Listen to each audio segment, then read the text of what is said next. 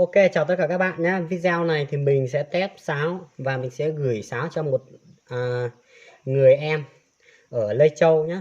Em ở Lê Châu. Em có đặt 3 cây sáo bên mình, còn hai cây sáo nữa và một cái sáo nhựa. Thì hôm nay mình sẽ test cho các bạn xem. Đây là cây sáo nhựa. Cây này là cây son nhé. Son.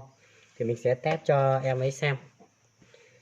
Trước khi mình gửi cho em ấy thì mình luôn test rồi mình gửi video cho em ấy xem trước khi em ấy nhận hàng, thì đỡ phải kiểm tra, hoặc là để em ấy kiểm tra để em biết là mình gửi hàng thật nhé.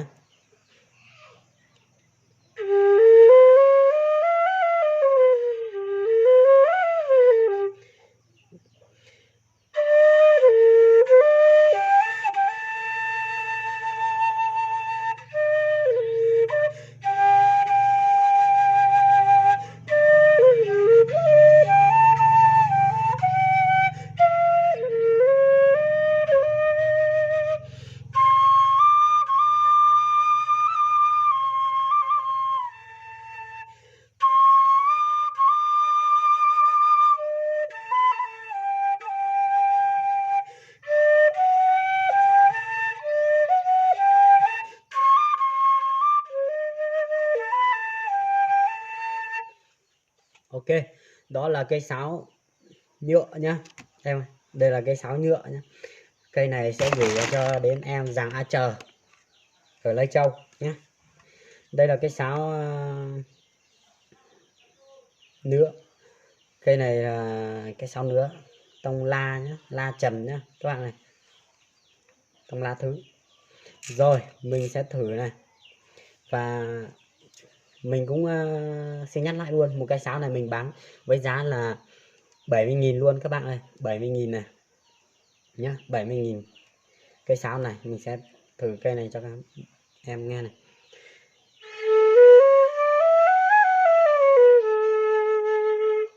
Ok.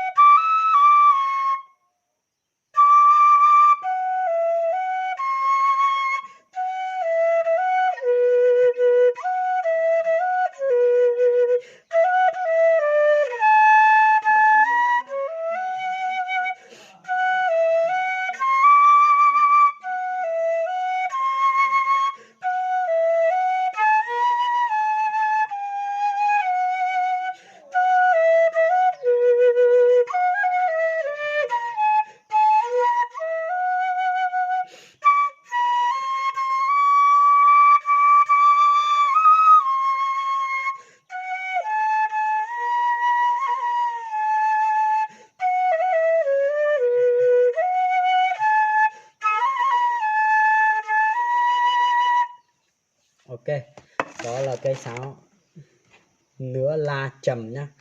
Tiếp theo là cây đô. Cây đô nha, mình sẽ thổi cho bạn nghe này.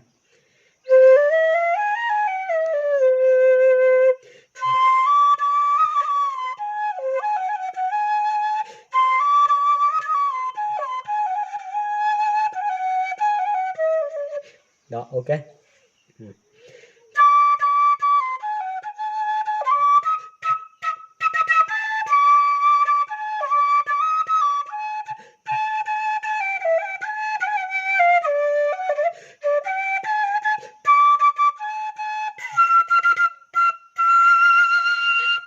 Ok, đó là 3 cây sáo mà mình sẽ gửi cho em, và mình đã đóng hộp xong và mình sẽ cho vào trong này, và mình sẽ lên bưu điện để mình gửi cho em. Rồi thì nếu mà bạn nào muốn mua, bạn nào muốn sở hữu cây sáo thế này thì các bạn có thể gọi điện trực tiếp cho mình, hoặc là các bạn có thể nhắn tin cho mình.